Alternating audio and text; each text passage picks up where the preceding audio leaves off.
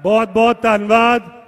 इस तो पहला कि मैं बेनती करा अपने हरमन प्यारे लीडर श्री राहुल गांधी जी वो थानू संबोधन करन, मैं दो नारे लाऊंगा, हाथ चक के सारे ने जवाब देना है।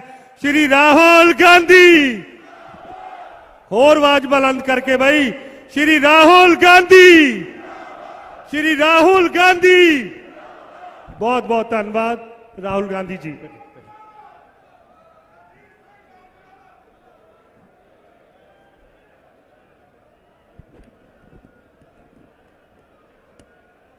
केसी वेणुगोपाल जी, प्रताप सिंह बाजवा जी, हरीश चौधरी जी, हमारे कैंडिडेट गुरजीत सिंह औजला जी, एक सेकंड औजला जी यहां आइए, गुरजीत सिंह औजला जी,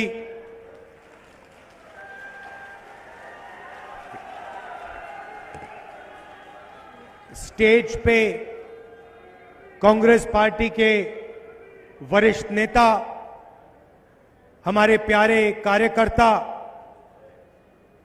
प्रेस के हमारे मित्रों, भाइयों और बहनों, पंजाब के युवाओं, आप सबका यहां बहुत बहुत स्वागत। दूर दूर से आप आए, इतनी गर्मी में आप आए, इसके लिए दिल से आपका धन्यवाद करता हूं।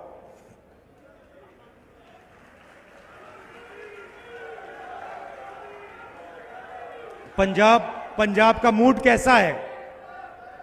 मूड कैसा है आपका? आप जानते हो कि आप लोग देश का मूड बनाते हो। भाइयों और बहनों, ये जो लड़ाई चल रही है, ये मामूली चुनाव नहीं है।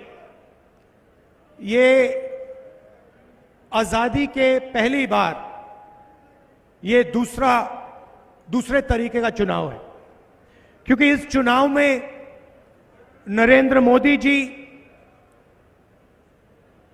और बीजेपी के सीनियर नेता संविधान पर आक्रमण कर रहे हैं। पहली बार इंडिपेंडेंट हिंदुस्तान के इतिहास में उनकी पार्टी के नेताओं ने खुलकर कहा है कि अगर हम चुनाव जीत गए तो हम इस संविधान को बदल देंगे, रद्द कर देंगे, खत्म कर देंगे, फेंक देंगे। अब इसका मतलब समझिए, लोग सोचते हैं कि यह संविधान 70-80 साल पुरानी किताब है। वो सही है, मगर इस संविधान के अंदर जो सोच है वो 70-80 साल पुरानी सोच नहीं है। वो हजारों साल पुरानी सोच है। मैं अमृतसर में हूं। अगर आप गुरु नानक जी की सोच को देखें और समझें तो आपको पता लगेगा कि इस संविधान में गुरु नानक जी की सोच है।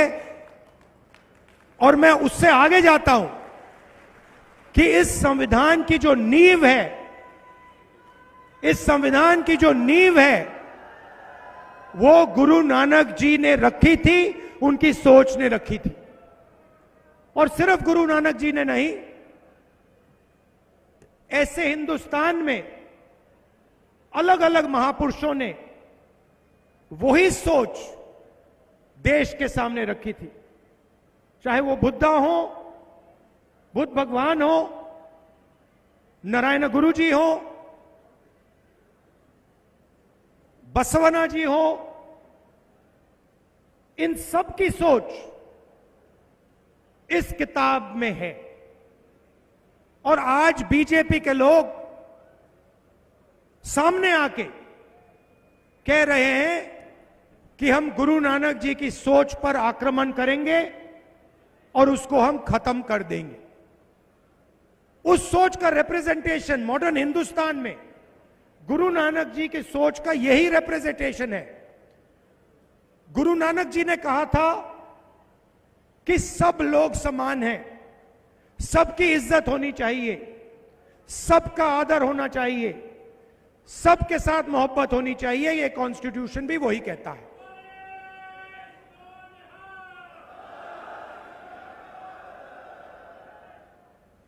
तो चुनाव दो विचारधाराओं के बीच में है। एक तरफ नरेंद्र मोदी जी और बीजेपी के लोग जो इसको खत्म करना चाहते हैं, और दूसरी तरफ कांग्रेस पार्टी जो संविधान की रक्षा कर रही है। कांग्रेस पार्टी देश की जनता के साथ, अंबेडकर जी के साथ ये कॉन्स्टिट्यूशन लाई थी। तो अगर बीजेपी इस पर आक्रमण कर रही है तो वो अंबेडकर जी की सोच पर भी आक्रमण कर रही है।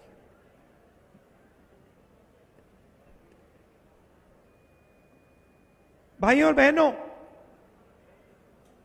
आप देश में किसानों की हालत जानते हो, और आप ये भी जानते हो कि पिछले 10 सालों में नरेंद्र मोदी जी ने हिंदुस्तान के किसानों के लिए, पंजाब के किसानों के लिए इतना सा भी नहीं किया।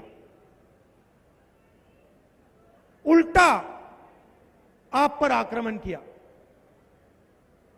3 काले कानून लाए, और जब पंजाब के किसान, हरियाणा के किसान, महाराष्ट्र के किसान, मध्य प्रदेश के किसान सड़क पर उतरे तो नरेंद्र मोदी जी ने उनको आतंकवादी कहा। यह बात हम कभी नहीं भूल सकते हैं। 16 लाख करोड़ रुपए उन्होंने 22 लोगों का कर्जा माफ किया, मगर पंजाब के किसान का, बाकी प्रदेशों के किसानों का 1 रुपया उन्होंने कर्जा माफ नहीं किया है। और खुलकर कहते हैं कि मैं किसानों का कर्जा माफ नहीं करूंगा क्योंकि इससे किसानों की आदत बिगड़ती है। मैं आपसे पूछना चाहता हूं, अदानी का कर्जा माफ होता है, 16 लाख करोड़ रुपए 22 लोगों का कर्जा माफ होता है, तो उनकी आदत नहीं बिगड़ती है, मगर पंजाब के किसान का कर्जा माफ होता है तो किसान की आदत बिगड़ती है। यह कैसी सोच है?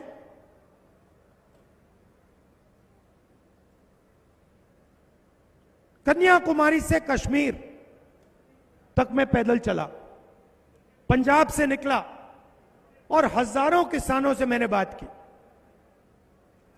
और किसानों ने सिर्फ 3 चीजें मुझे बोली जो आपके दिल में थी। सबसे पहले आपने कहा कि देखिए राहुल जी, हमें बात समझ नहीं आती है, हमने क्या गलती की है।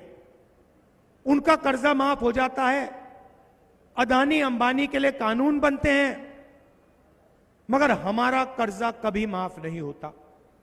यह आपने पहली बात बोली। दूसरी बात आपने बोली कि राहुल जी, हम मार्केट में जाते हैं, अलग अलग प्रोडक्ट्स खरीदते हैं, शर्ट खरीदते हैं, पैंट खरीदते हैं, मोबाइल फोन खरीदते हैं, सब प्रोडक्ट्स के लिए सही दाम मिलता है, दाम लिखा होता है, मगर जब हम अपना अनाज बेचते हैं, शुगर केन बेचते हैं, आलू बेचते हैं, तो हमें सही दाम नहीं मिलता।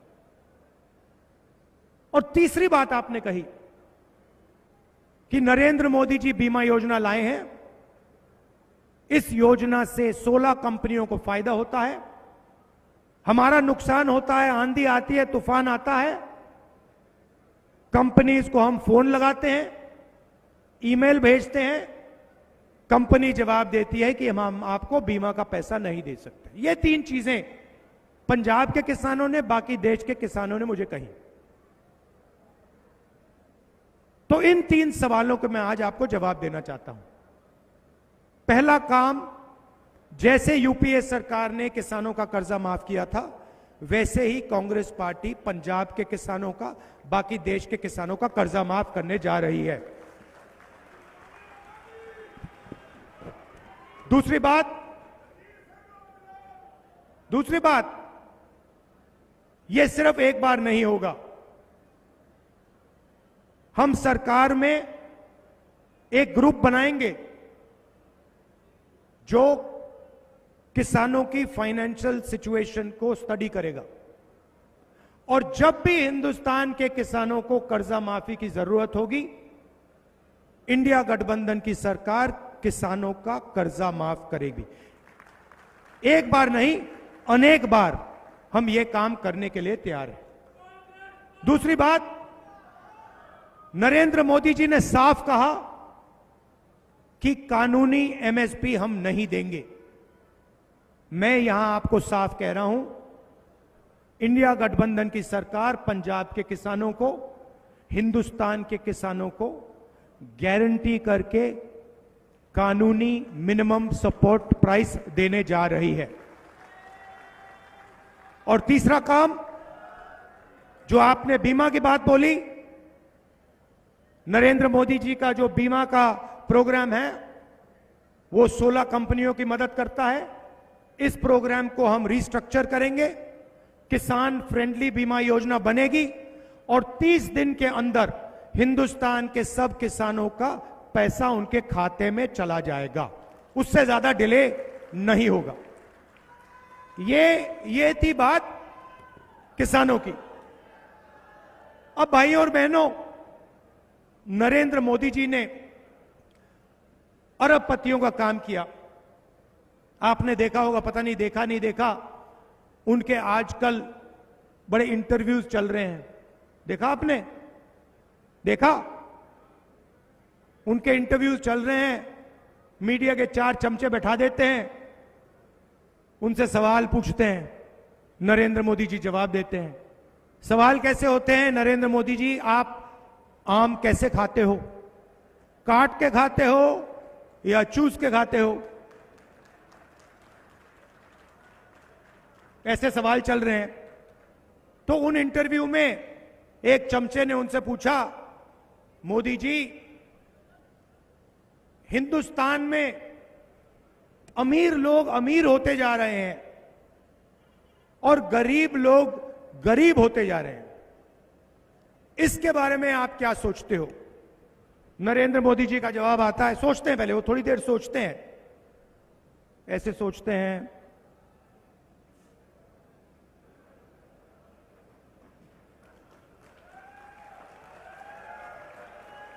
फिर कहते हैं, क्या चाहते हो कि मैं सबको गरीब बना दूं? नहीं मोदी जी, हम चाहते हैं कि जो आप अमीरों के लिए करते हो, अरबपतियों के लिए करते हो, वो आप गरीबों के लिए करो। अच्छा, एक नई बात चली है, पता नहीं आपने सुना नहीं सुना, उन्हीं चमचों के साथ इंटरव्यू में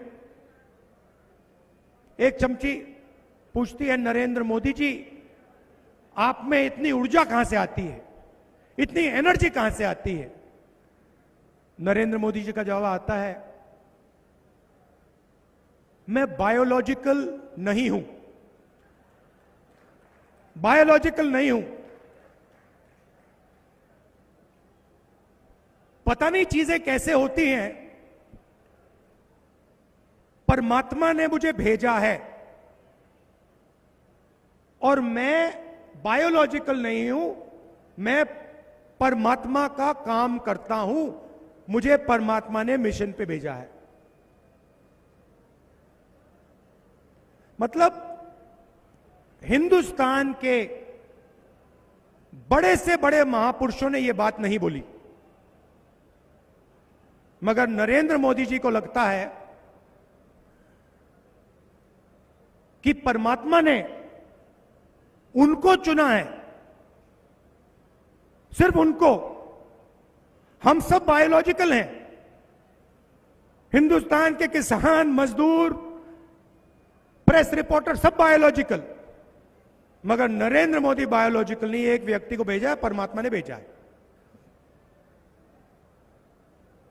मैं सोच रहा था, नरेंद्र मोदी जी, ये फीलिंग आपको कब आती है? ये आपको 24 घंटे लगता है या सुबह ऐसा लगता है या शाम को लगता है? और ये जो आपको फीलिंग आई, ये नोटबंदी से पहले भी आई थी क्या? गलत जीएसटी लागू करने से पहले आई थी? ये मैं सवाल पूछ रहा हूं क्योंकि नरेंद्र मोदी के हाथ में परमाणु बम का स्विच है। खैर, बड़े इंटरव्यू चल रहे हैं, उसमें नरेंद्र मोदी जी टिप्पणी दे रहे हैं।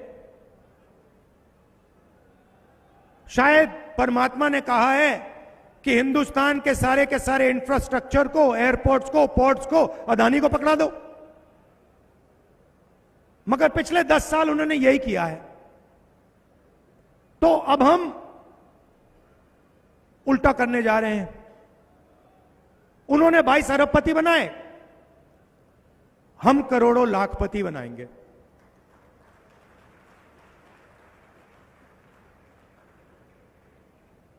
कैसे बनाएंगे? महालक्ष्मी योजना। हिंदुस्तान के सब गरीब लोगों की लिस्ट बनेगी, हर गरीब परिवार की लिस्ट बनेगी, पंजाब में, हरियाणा में, बाकी प्रदेशों में। और हर परिवार में से, हर गरीब परिवार में से एक महिला का नाम चुना जाएगा। करोड़ों महिलाओं के नाम आएंगे। 4 जून को इंडिया गठबंधन की सरकार चुनी जाएगी और हम काम शुरू कर देंगे। हर गरीब महिला के बैंक अकाउंट में 4 जुलाई को सुबह आप उठेंगी, 9 बजे आप अपना बैंक अकाउंट खोल के देखेंगी और उसमें इंडिया गठबंधन की सरकार ने 8,500 रुपए आपके लिए अंदर डाल दिए होंगे।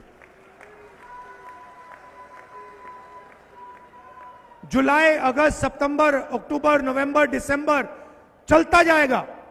हर महीने खटाखट 8,500 रुपए अंदर। साल के 1 लाख रुपए हिंदुस्तान के हर गरीब परिवार के बैंक अकाउंट में जाएगा। यह क्रांतिकारी काम है। ऐसा काम किसी भी सरकार ने आज तक नहीं किया है। ये हम करने जा रहे हैं। आप सोचिए, सबसे गरीब परिवारों को साल का 1 लाख रुपया, महीने का 8,500 रुपया, इससे गरीबी पर बहुत जबरदस्त चोट लगेगी।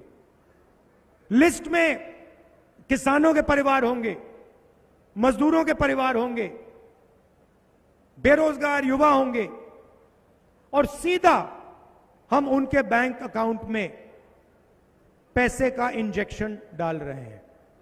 इसके पीछे सोच है भाइयों और बहनों, इसके पीछे सोच है। आइडिया क्या है मैं आपको बताता हूं। नरेंद्र मोदी जी ने 22 लोगों को लाखों करोड़ रुपए दिए, अंबानी, अदानी जैसे लोगों को। उन्होंने उस पैसे को लंदन में खर्च किया, दुबई में खर्च किया, हिंदुस्तान के बाहर खर्च किया, जमीन खरीदी, होटल खरीदे। जब आपके पास पैसा आएगा, आप इसको लंदन में नहीं खर्च करोगे, आप इसको पंजाब में खर्च करोगे, गांव में खर्च करोगे, शहरों में खर्च करोगे, शर्ट खरीदोगे, पैंट खरीदोगे, जूते खरीदोगे, मोबाइल फोन, मोटरसाइकिल, ये चीजें आप खरीदोगे। और जैसे ही आपने इस पैसे से ये चीजें खरीदनी शुरू की, वैसे ही हिंदुस्तान की फैक्ट्रियां, अमृतसर की बंद फैक्ट्रियां एक बार फिर शुरू हो जाएंगी और हिंदुस्तान के बेरोजगार युवाओं को उन्हीं फैक्ट्री में पैसा मिलेगा। तो एक प्रकार से हम हिंदुस्तान की इकोनॉमी को जंप स्टार्ट करने की कोशिश कर रहे हैं। जैसे मोटरसाइकिल में आप पेट्रोल डालते हो और फिर चाबी घुमाते हो, वैसे ही हम आपके जेब में पैसा डाल रहे हैं, आपके बैंक अकाउंट में पैसा डाल रहे हैं और उस पैसे से हिंदुस्तान की अर्थव्यवस्था जंप स्टार्ट होगी, स्टार्ट हो जाएगी। किसानों को हम कर्जा माफ कर रहे हैं, गरीबों के बैंक अकाउंट में 1 लाख रुपया डाल रहे हैं। आज मजदूरों को मनरेगा के लिए 250 रुपए मिलता है। इंडिया सरकार मजदूरों को मनरेगा के लिए 400 रुपए देने जा रही है। आशा और आंगनवाड़ी की जो महिलाएं हैं, आपकी जो भी आज आमदनी है 4 जून के बाद हम उसको दुगना कर देंगे, डबल कर देंगे। अब आई बात बेरोजगार युवाओं की। नरेंद्र मोदी जी ने हिंदुस्तान के युवाओं से कहा था 2 करोड़ युवाओं को मैं रोजगार दूंगा। प्राइवेटाइजेशन किया, सरकारी वैकेंसीज नहीं भरी, अमृतसर, पंजाब और पूरे हिंदुस्तान के स्मॉल और मीडियम बिजनेसेस को खत्म कर दिया, गलत जीएसटी लागू की, नोटबंदी कर दी और इसका नतीजा हिंदुस्तान देख रहा है। आज हिंदुस्तान के युवाओं को रोजगार मिल ही नहीं सकता। अंबानी और अदानी रोजगार नहीं दे पाते, दे नहीं सकते। रोजगार स्मॉल और मीडियम इंडस्ट्री देती है, छोटी छोटी फैक्ट्रियां देती हैं। रोजगार एग्रीकल्चर में दिया जा सकता है। तो हम पहला काम सरकारी नौकरियों को भरने का करने जा रहे हैं।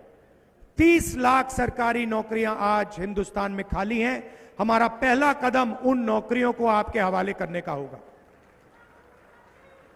दूसरा काम और क्रांतिकारी काम, दूसरा काम और क्रांतिकारी काम, हिंदुस्तान के युवाओं को मैं कहना चाहता हूं, अरबपतियों के बेटे जॉब मार्केट में जाने से पहले 1 साल की टेम्पररी नौकरी करते हैं। उसमें उनको ट्रेनिंग मिलती है, पैसा मिलता है और जॉब मार्केट में अंदर जाने का मौका मिलता है। मगर ये फैसिलिटी गरीब युवाओं को नहीं मिलती, बेरोजगार युवाओं को नहीं मिलती। हमने पहले मनरेगा में रोजगार का अधिकार दिया था, उससे करोड़ों लोगों को फायदा हुआ। मगर जो हमारे ग्रेजुएट्स हैं, अंडर ग्रेजुएट्स, डिप्लोमा होल्डर्स, इस योजना से उनको फायदा नहीं हुआ। इसीलिए हम ग्रेजुएट्स को, डिप्लोमा होल्डर्स को, यूनिवर्सिटी कॉलेज ग्रेजुएट्स को एक नया अधिकार देने जा रहे हैं, पहली नौकरी पक्की का अधिकार। प्राइवेट सेक्टर में, पब्लिक सेक्टर में, बीएचईएल, एचएएल, सरकारी अस्पतालों में, सरकारी कॉलेजेस, यूनिवर्सिटीज में, सरकारी ऑफिसेज में आपको 1 साल की नौकरी का अधिकार मिलेगा। बेहतरीन ट्रेनिंग मिलेगी। हर महीने आपके बैंक अकाउंट में 8,500 रुपए जाएंगे, साल के आपको 1 लाख रुपए मिलेंगे। हिंदुस्तान के सारे बेरोजगार युवाओं को यह फैसिलिटी मिलेगी। इससे हिंदुस्तान को एक ट्रेंड वर्कफोर्स मिलेगी। बेरोजगार युवाओं के जेब में पैसा जाएगा, उनको एक्सपीरियंस मिलेगा और वही पैसा जो उनके जेब में जाएगा, जैसे महिलाओं का पैसा अर्थव्यवस्था को चालू करेगा, वैसे ही यह पैसा भी अर्थव्यवस्था को जंप स्टार्ट करेगा। तो यह हमारी सोच है। मेन चीज संविधान की रक्षा, गुरु नानक जी की सोच की रक्षा, भाईचारा और जैसे मैंने भारत जोड़ो यात्रा में कहा था, नफरत के बाजार में मोहब्बत की दुकान खोलनी है, सबको एक साथ लाना है और एक साथ मिलकर प्रगति करनी है। ये आपके लिए मेरा मैसेज है। आखिरी बात कहना चाहता हूं, मैं यहां आया था अमृतसर, गोल्डन टेम्पल में मैंने सेवा की। उससे पहले भी किया था, मत्था टेकता था, मगर सेवा नहीं की थी। जब मैंने सेवा की तो बिल्कुल दूसरे तरीके से मुझे बात समझ आई। इतनी शांति मिली, और थोड़ा सा जो आपका ये धर्म है, सुंदर धर्म है, इसके बारे में थोड़ा सा मुझे समझ आया। तो मैं आपसे कहना चाहता हूं कि अमृतसर और गोल्डन टेम्पल को हमें एक ग्लोबल सेंटर बनाना चाहिए। धार्मिक सेंटर, पिलग्रिमेज सेंटर, और ये जो सोच है और जो शांति वहां मिलती है, इसको पूरी दुनिया में हम सबको मिलकर फैलाना चाहिए। और इस काम को मैं आपको कह रहा हूं कि इस काम को करने में जो भी मैं कर सकूंगा, जितनी भी मैं शक्ति डाल पाऊंगा, मैं डालने जा रहा हूं। आप सबका दिल से बहुत बहुत धन्यवाद। और जो गुरु नानक जी ने, गुरु गोविंद सिंह जी ने रास्ता हमें दिखाया है, उस रास्ते पे हम सबको मिलकर आगे बढ़ना चाहिए। बहुत बहुत धन्यवाद। नमस्कार। जय हिंद, जय पंजाब। हेलो हेलो, बहुत बहुत धन्यवाद राहुल जी। मैं हुण बेनती करूंगा ਅੰਮ੍ਰਿਤਸਰ ਦੀ ਸਮੁੱਚੀ ਲੀਡਰਸ਼ਿਪ, ਸਾਡੇ ਕੈਂਪੇਨ ਕਮੇਟੀ ਦੇ ਮੈਂਬਰ ਸਾਹਿਬਾਨ, ਰਾਣਾ ਜੀ, ਰਾਣਾ ਗੁਰਜੀਤ ਸਿੰਘ ਜੀ, ਔਰ ਖਾਸ ਤੌਰ ਤੇ ਸਾਡੇ ਮਜੀਠਾ ਤੋਂ ਗੁਰੂ ਭਗਵੰਤ ਸੱਚਰ ਜੀ, ਜਸਬੀਰ ਸਿੰਘ ਡਿੰਪਾ ਜੀ, ਸੰਤੋਖ ਸਿੰਘ ਭਲਾਈਪੁਰ ਜੀ, ਇਹ ਸਾਰੇ ਲੀਡਰ ਸਾਹਿਬਾਨਾਂ ਨੂੰ ਬੇਨਤੀ ਕਰੂੰਗਾ ਕਿ ਸਮੁੱਚੀ ਸੀਨੀਅਰ ਲੀਡਰਸ਼ਿਪ ਦੇ ਨਾਲ ਆ ਕੇ ਢੀਂਗਰਾ ਜੀ ਸਾਰੇ ਸਨਮਾਨਿਤ ਕਰਨ। बहुत बहुत ਤੁਹਾਡਾ ਧੰਨਵਾਦ। ਇੱਕ ਵਾਰੀ ਫੇਰ ਰਾਹੁਲ ਜੀ ਦਾ ਇੱਥੇ ਪਹੁੰਚਣ ਤੇ ਕਾਂਗਰਸ ਪਾਰਟੀ ਦੇ ਵਰਕਰ ਤਹਿ ਦਿਲੋਂ ਧੰਨਵਾਦ ਕਰਦੇ ਆ।